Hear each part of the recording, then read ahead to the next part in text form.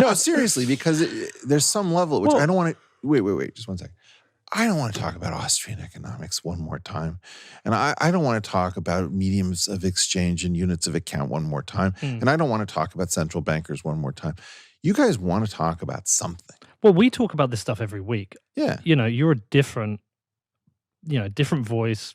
You have a lot of conversations with other people. Yeah. You meet a lot of people. I want to know what you think. Where are the areas you want to get into? What is interesting you in Bitcoin? Like, what are the topics where you're like, what is it making you think? In terms of threats, opportunity. You're definitely interested. I know you see the threat of inflation, and I know you recognize. I see the threat of abundance. I hate abundance. Everybody in my world just goes crazy for abundance. They go to Burning Man one day a year, or 1 week a year, and then they have these experiences, right? And they say, oh my God, it was so beautiful. Everybody was gifting. Oh, I wish Burning Man could be 365 days a year. And there's a relationship at Burning Man between Black Rock City, right? And what they call the default world. Have you been? I haven't. I've heard good things. All right. So they say, welcome home. This has always been your home. And you've left the default world. And the default world is fiat mediated, right? And so there's a weird way in which Bitcoin and Black Rock City are like real things. They're durable. They've been doing the Black Rock City for quite some time, since it was on Baker Beach. And there's a relationship between the old world, that is fiat currency or the default world, and Bitcoin or Burning Man, because Burning Man couldn't exist without the default world. You spend 51 weeks a year earning in the default world to blow it on 1 week at Burning Man, right? There's all that treasure that gets trucked into the desert came from somewhere. And in a certain way, at some level, fiat currency is inextricably intertwined with Bitcoin and with crypto in a way that's uncomfortable because, of course, the Black Rock City folks want to do away with the default world. They want to live in Black Rock City. Isn't that a barter economy when you're there? Pardon me? There's no thing that looks like an economy once you're in Burning Man. Isn't it like exchanging of things, though? You gift things. You gift don't expect. So it's a... Sorry, I lost the comparison to Bitcoin through that. Oh, that you have worlds that feel free of the old, but they're actually inextricably connected. Yeah. See, when people have their wealth in Bitcoin, and then you see them clutching their heads in pain, as some were doing recently. I don't know. Some of us were laughing. Some people were talking about why don't some of the people who have mediated this crash understand the toll in human lives? I just put everything I had into this asset. Blah blah they're blah. An idiot. Oh, should we tell them that? Well, I think I just did. Okay. I mean, look, there was two kinds of reactions to what happened over that week. There were the Bitcoiners who just laughed, and there's the shitcoiners who are in Bitcoin who were devastated. No, the Bitcoiners didn't just laugh. A lot of the ones I know did. That's not what... Travis didn't, because he's a lot of people didn't laugh. A lot of people did laugh, though. A lot of people laughed, and a lot of people didn't laugh. Should we talk about the ones who did first? Sure. And talk about why they did? We should do that. But again, I'm put in mind the fact that you asked a question, which is, what is the relationship of Black Rock City and Bitcoin? And my comment is that there's an uncomfortable relationship to the outside world that you're trying to disintermediate, and the fact that you are dependent in some sense on that outside world.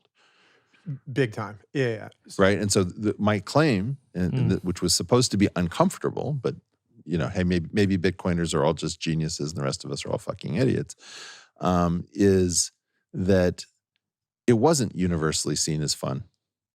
Of course not. Yeah. Right. It just wasn't. And it bothers me that we're going to retcon this and say, oh yeah, real Bitcoiners didn't even bother. They didn't even notice. No. They didn't flinch. Look, I'm being slightly facetious, but the point I'm trying to make is the overall narrative of what happened over the week, right?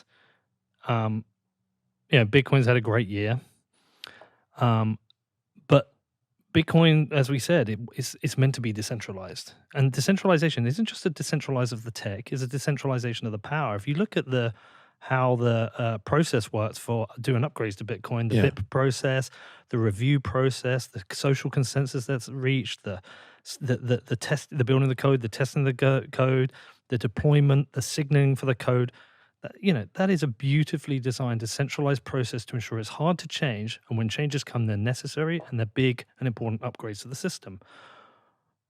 What we had was a centralization of power and influence over narrative and market prices, which came essentially a lot from Elon Musk, who's been kind of schizophrenically changing his opinions on Bitcoin. And that a lot of Bitcoiners don't like that because it's too much power and concentration. Who gave him this power? Well, he took it. He Yeah. took it. Yeah. I He mean, bought $1.5 billion. well, That actually, may be, but no, you no. guys- In fairness, Travis, we also gave it to him because I mean, myself, I was like celebrating. This is amazing. Tesla involved. This is going to be great because other companies are going to think about it. I now reflect on that as okay.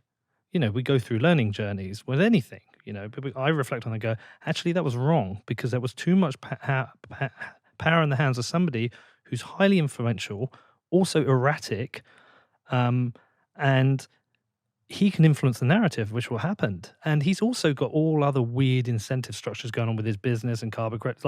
And that's why it was kind of like, actually, this would be better if he went. It's like the meme that came out. It was like this car on a road. Did you see it? It's like the car can go two ways, and the sign says, number go up or tell a billionaire to fuck off. And the car's going that way. And the point being is, Bitcoiners will tell him to fuck off. It doesn't matter if you're Elon Musk or Travis, Pete, Eric, whoever. We don't want But you concentration of partially power. got into trouble because you forgot your own culture. How do you mean? Super sexy man with rockets, Yeah. smartest man on earth, et cetera, coolest dude ever, embraces Bitcoin. It's like, oh, you see, Mom? Yeah, no. I told you this was going to be something. Yeah, we all got excited. Big time. Right? It's a weird balance of anti-fragility, which, I think a lot of Bitcoiners would argue is one of Bitcoin's greatest properties, where you have periods of time where a single individual or a group or an organization moves into a position where they can have an outsized influence on, price or potentially the direction of the project, like let's say in the block debate in 2017.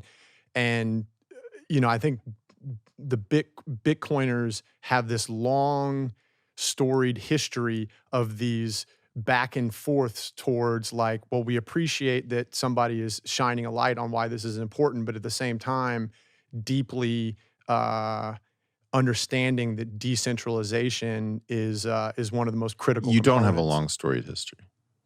You just don't. I mean, sorry. Yeah. I'm 55 years old, and if I know somebody for the length of time that Bitcoin has been on Earth, I don't consider them an old friend. Yeah. Okay, that's a fair point. Great point. Next point.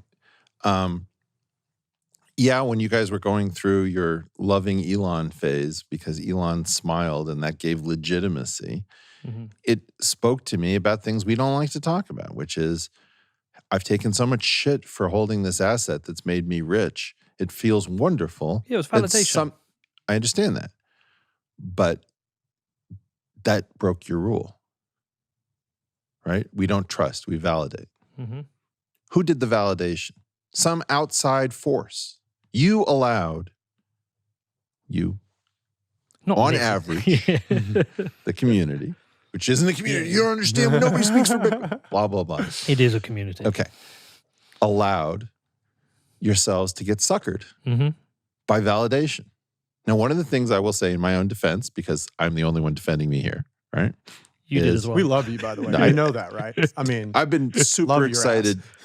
I've been super excited to do this, and we are natural allies, and this will all work out in the end. But you watch However, your step. If you put a foot wrong, we'll fucking come after you.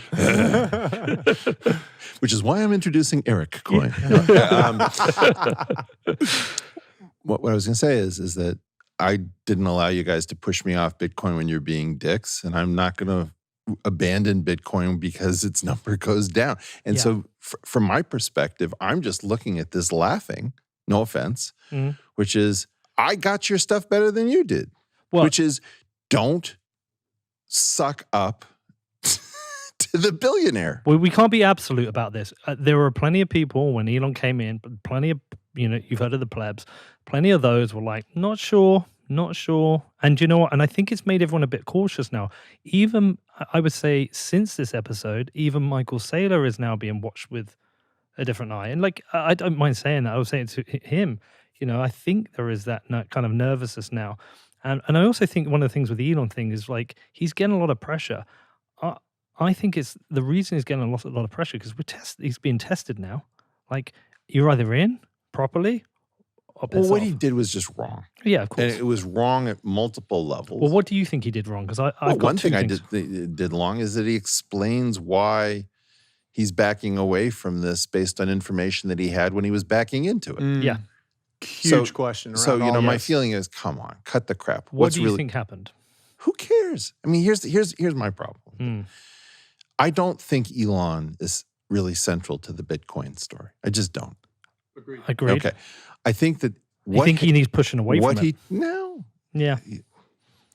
I think that the key thing is you got to free your mind of Elon, right? You have to appreciate Elon for all the wonderful things that he is, and you have to recognize that it's counterbalanced by all the things that he is that you wish he wasn't, right? And in so doing, he is like the rest of us, right? Now, what I get is that Bitcoin is bigger than any particular person. It doesn't really belong. It's decentralized. Okay, that's its ethos. Within that ethos, I think Elon is a guy working out his own problems from being too famous and under too much scrutiny. And so he likes to say random stuff. He likes to, his comment that the world takes the path that is maximally entertaining, right? It's pure chaotic neutral, right? At some level. Yeah. And so in a weird way, he's not your hero. He's not your villain. I don't think he's done with Bitcoin. My sense of it is that he's going to come back into the Bitcoin universe. What happened with Tesla being forward-thinking enough to accept Bitcoin immediately resulted in Tesla not being forward enough to accept Bitcoin because it wasn't ready. And in so doing... It wasn't ready? Yeah. What do you mean it wasn't ready? My belief is that there's a reason that so few large ticket items advertise that they are purchasable simply in Bitcoin for a reason. You're talking about something with volatility properties that if it comes in contact with the normal financial universe are going to lead to enormous swings. If you hold a lot of Bitcoin on your balance sheet, you've got a situation if you're going to be priced in a numeraire like USD. It's completely conjecture on my part, but I would guess that Tesla sold about 40 Teslas for Bitcoin. Like it just, who knows? It's a guess, but there's Gresham's law. I mean, bad money drives out good. You spend the money that's not very good at being money, and you hoard the money that's good at being money. I'm trying to get the idea that when you're first out of the blocks to try to do something big like this, you find out all the reasons why nobody else has done it. Right. Right? So, you announce something, you get all the plaudits. People say, wow, great job. And then you actually have to manage the situation. And so I remember thinking, and maybe this wasn't a very elevated thought, I wonder how long that's going to last. Right? Accepting Bitcoin for payment for Teslas, plus buying $1.5 billion worth of Bitcoin on a publicly traded company's balance sheet, if you're going to, that's about 1% impactful accepting Bitcoin and 99% impactful that he put it on his balance sheet. Yes, but my feeling is it was all coming from something that wasn't very well thought out. And that my point wasn't about which has more impact. My thought was, maybe it's just dumb, but I heard Tesla's accepting Bitcoin and I thought, so cool. That was my first reaction. My second question was, I wonder how long that's going to last. Yeah, but the 180 with a press release based on energy uses and then energy use becoming the narrative. Yeah, but maybe the idea is that what he really thought about was that he'd spent so much time on a green narrative with a car company, he hadn't figured out how, Like maybe he had rejected the idea that Bitcoin wasn't green enough. And then he found that that was going to be too difficult. Who knows?